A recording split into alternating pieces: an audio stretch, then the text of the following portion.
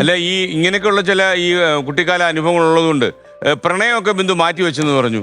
അങ്ങനെ ആ വഴിക്കൊന്നും പോവാതെ പ്രണയം മാറ്റി ചേച്ചിക്ക് വെച്ചിട്ടൊന്നുമില്ല. സന്തോഷിക്കാൻ കേട്ടോ. നേരായ വഴിക്ക് പോയി എന്ന് പറഞ്ഞു അല്ലേ? ഇല്ല, പ്രണയം ഒന്നും മാറ്റി വെച്ചിട്ടില്ല. മാറ്റി വെച്ചില്ലല്ലോ. പക്ഷേ പ്രണയങ്ങളിൽ ഇതേപോലെ ജാതീയ അധിക്ഷേപങ്ങൾ പരിപാടികളൊക്കെ ഉണ്ടായിട്ടുണ്ട്. അതും കടുത്ത അനുഭവമാണോ? കടുത്ത അനുഭവമാണോന്ന് പറയാൻ പറ്റുന്നതാണെങ്കിലും പറയാ. പറയാൻ പറ്റുന്നതാണ്. എന്റെ ഒരു റിലേഷൻഷിപ്പിലുള്ള ഒരാളുടെ ആൾക്ക് എന്നെ കണ്ടപ്പോ കുഴപ്പമൊന്നുമില്ലായിരുന്നു, എന്റെ ഫാമിലിക്കാണെങ്കിലും. പക്ഷെ നമ്മളെ ജാതിയാണല്ലോ പ്രശ്നം. നമ്മൾ ഇവര് പറയുന്ന രീതിയിൽ പറയപ്പെടുന്ന രീതിയിലുള്ള ഒരു ദളിത് രൂപം വരെ മനസ്സിലുണ്ടല്ലോ. അപ്പൊ ജാതി അറിഞ്ഞതിന് ശേഷം ഇത്തരത്തില് എന്താണ് നീ ആ ജാതിയിലുള്ള ആ എസ്സിനെ കല്യാണം കഴിക്കുന്നേക്കാൾ നല്ലത് നീ വല്ല ട്രാക്കിങ് പോയി ചാടണമെന്ന് അയാളോട് പറഞ്ഞതായിട്ട് അയാൾ ഒരിക്കലും എന്നോട് പറഞ്ഞിട്ടുണ്ട്. അതെനിക്ക് ഭയങ്കര ഇതായിട്ടുണ്ട്. പിന്നെ അതേപോലെ അദ്ദേഹത്തിന്റെ തന്നെ കസിനൊക്കെ ഇതേപോലെ പറഞ്ഞ പ്രേമിക്കുന്നോണ്ടൊന്നും കുഴപ്പമില്ല, പക്ഷെ ഒരിക്കലും എസ്സികളെ പ്രേമിക്കരുത്, എസ്സികൾക്ക് വൃത്തിയില്ല എന്ന സാധനമൊക്കെ. അപ്പൊ ഇവരൊക്കെ PG ഹോൾഡേഴ്സ് ഒക്കെ ആയിട്ടുള്ള വിദ്യാഭ്യാസമുള്ള ആൾക്കാരൊക്കെ പറഞ്ഞത് എംപ്ലോയിഡ് ആയിട്ടുള്ള ലൈഫിൽ ഭയങ്കര പ്രിവിലേജ്ഡ് ആയി നിൽക്കുന്ന സ്പേസിൽ നിൽക്കുന്ന ആൾക്കാരാണ് ഈ കാര്യങ്ങളൊക്കെ പറഞ്ഞത്. അദ്ദേഹത്തിന്റെ അടുത്ത് എനിക്ക് അത്ര ഒരു ഇതുണ്ടായിട്ടുണ്ടായിരുന്നില്ല. പക്ഷെ ഇങ്ങനെ ഇൻസിഡൻസ് ഉണ്ടായിട്ടുണ്ട്, പ്രണയത്തിലും ഉണ്ടായിട്ടുണ്ട്. പിന്നീട് ഒരിക്കലും വേറൊരാൾ എന്നോട് പ്രണയം തകർന്നു പോയോ? ആ പ്രണയം തകർന്നു പോയി.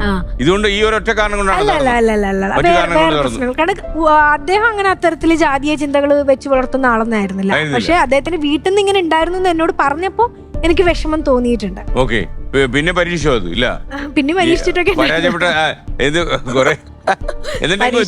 എത്താനുള്ള പരിപാടികളൊക്കെ നമുക്ക് നോക്കാമെന്ന് വിചാരിച്ചിരിക്കുകയാണ്. യാത്ര തുടരുക.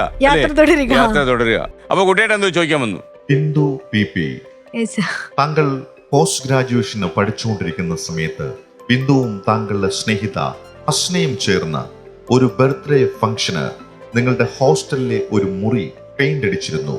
അത് എന്തിനു വേണ്ടിയായിരുന്നു? ഈ കുട്ടിയായിട്ട് ഇതൊക്കെ എങ്ങനെയാണോ? നിങ്ങൾ രണ്ടുപേരാണോ പെയിന്റ് അടിച്ചത്? ഞങ്ങൾ രണ്ടുപേരല്ല, ഒത്തിരി പേരുണ്ടായിരുന്നു കൂടെ. ഒരു ബർത്ത്ഡേ സെലിബ്രേഷൻ ആയിരുന്നു. ആരുടെ? ബിന്ദുടെയും വേറൊരാളുടെയും. അതിന് ഹോസ്റ്റൽ മൊത്തം പെയിന്റ് അടിച്ചോ? ഹോസ്റ്റലിൽ ഒരു റൂം പെയിന്റ് അടിക്കേണ്ട വന്നു. ഓക്കെ, എന്തായിരുന്നു അതിന്റെ ആവശ്യം? ഹോസ്റ്റൽ റൂമിൽ കയറി പെയിന്റ് അടിച്ചാൽ വാട്ടർ പിടിക്കില്ലേ? അത് ഈ രഹസ്യ കുട്ടിയേട്ടന് മാത്രമേ അറിയത്തുള്ളൂ, എങ്ങനെ കിട്ടിയെന്ന് അറിയത്തില്ല കേട്ടോ. ഞാൻ എന്റെ കൈ ഒടിഞ്ഞിരിക്കുന്ന സമയത്തായിരുന്നു അത്. കൈ ഒടിഞ്ഞത് ബസ്സിൽ പോയിക്കൊണ്ടിരിക്കുമ്പോ മറ്റൊരു ശ്രീകൃഷ്ണ ജയന്തി ദിവസം ഭയങ്കര വണ്ടി ഇങ്ങനെ സ്ലോളി പോയിരുന്നു. അപ്പൊ ഒരു ഗട്ടറിൽ ചാടിയപ്പോ ഞാൻ ഇങ്ങനെ മുകളിലേക്ക് പോയി, എന്റെ കൈ മുകളിൽ തട്ടി, അങ്ങനെ കൈ ഒടിഞ്ഞായിരുന്നു.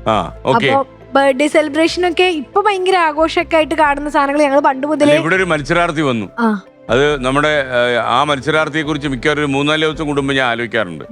ഒരു ബസ്സിൽ പോകുമ്പോഴേ ഒരാള് ബസ്സിന്റെ കമ്പിയില്ലേ, ആ കമ്പിയിൽ തല വെച്ച് ഉറങ്ങുകയായിരുന്നു. അപ്പോൾ ഒരു വണ്ടി വന്ന് ഇടിക്കാതിരിക്കാൻ വേണ്ടി അയാളുടെ തല ഇങ്ങനെ എടുത്തു മാറ്റുമ്പോൾ ആ വണ്ടി ഒന്ന് അവരുടെ കയ്യിലടിച്ച് കൈയേറ്റുപോയി. അപ്പോൾ പാലക്കാട്ടെ ഇപ്പം ഒരു ഛത്തീസ്ഗഡുകാരിയാണ്. അപ്പോൾ ആരാൽ അവരുടെ കൈ പോയോ അയാൾ പിന്നീട് അവരെ കല്യാണം കഴിച്ചു. ആ മനുഷ്യനെ ഈയിടയ്ക്ക് ഞാൻ എയർപോർട്ടിലെ ഉദ്യോഗസ്ഥനാണ്, അവിടെ എയർപോർട്ടിൽ വെച്ച് കണ്ടു.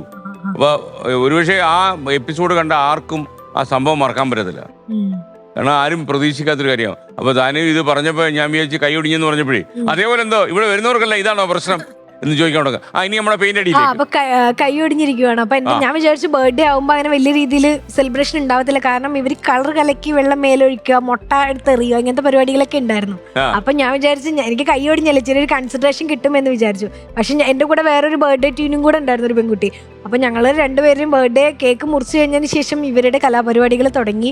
പിന്നെ കയ്യിൽ കുറച്ച് വെള്ളം വന്നപ്പോൾ ഇവർ മനസ്സിലായി, കാരണം വെട്ടാറായിട്ടുണ്ടായിരുന്നു, ഒരാഴ്ച കൂടെ കഴിഞ്ഞ് കഴിഞ്ഞാൽ കൈ വെട്ടാൻ പറ്റും. അപ്പൊ ഇവർ വിചാരിച്ചു ഇനിയിപ്പോൾ കൺസിഡറേഷൻ ഒന്നും കൊടുക്കണമെന്ന് വിചാരിച്ച് വെള്ളം അങ്ങോട്ടും ഇങ്ങോട്ടും ഒഴിയും പരിപാടിയൊക്കെ ആയിരുന്നു. അങ്ങനെ ഹോസ്റ്റലിൽ ഓടിയിട്ട് ഹോസ്റ്റലിൽ ഒരു ഫ്രീ ആയിട്ടുള്ള ഒരു റൂം ഉണ്ടായിരുന്നു, ആ റൂമിലേക്ക് കയറി. ആ റൂമാണെങ്കിൽ പുതിയ പണിഞ്ഞു വെക്കുക, പുതിയ പെയിന്റ് ഒക്കെ ചെയ്തേക്കുക. അപ്പൊ അതിന്റെ ഇടയിൽ നമ്മൾ വെള്ളം ഒഴിച്ച് അതും ഇതൊക്കെ കളർ വെള്ളമൊക്കെ അങ്ങോട്ടും ഇങ്ങോട്ട് ഒഴിച്ചിട്ട് ആ റൂം ആകെ വൃത്തികേടായി. പിന്നെ ഞങ്ങൾക്ക് ആകെ പേടിയായി, കാരണം വാടക ഇച്ചിരി സ്ട്രിക്റ്റ് ആണ്, നല്ല രീതിയിൽ വഴക്ക് കേൾക്കും. അങ്ങനെ എന്നിട്ട് ഞങ്ങൾ അവിടെ തന്നെയുള്ള പെയിന്റ് പാട്ടയിൽ കുറച്ച് പെയിന്റ് ഒക്കെ താഴെ ഇരിക്കുന്നുണ്ടായിരുന്നു, അതൊക്കെ എടുത്ത് ഞങ്ങൾ ആദ്യമായിട്ട് അവസാനമായിട്ട് ആ പെയിന്റ് അടിച്ചു.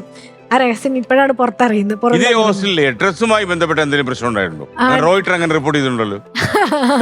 ഡ്രസ്സുമായിട്ട് എന്ന് പറഞ്ഞാൽ അതൊക്കെ ഇവരൊക്കെ പറയുമ്പോഴാണ് അറിയുന്നത്. ഇയാളൊക്കെ എന്റെ ജീവിതത്തില് 10-12 വർഷമായി എന്റെ കൂടെ ഉണ്ട്. നമ്മുടെ ജീവിതത്തിലെല്ലാം ഞങ്ങള് 2013-14 കാലഘട്ടത്തിലാണ് ഞങ്ങൾ ഒരുമിച്ച് താമസിക്കുന്നത്. അപ്പൊ പുള്ളിക്കാരി വേറെ സ്ട്രീമാണ്, കമ്പ്യൂട്ടർ സയൻസ് ആയിരുന്നു.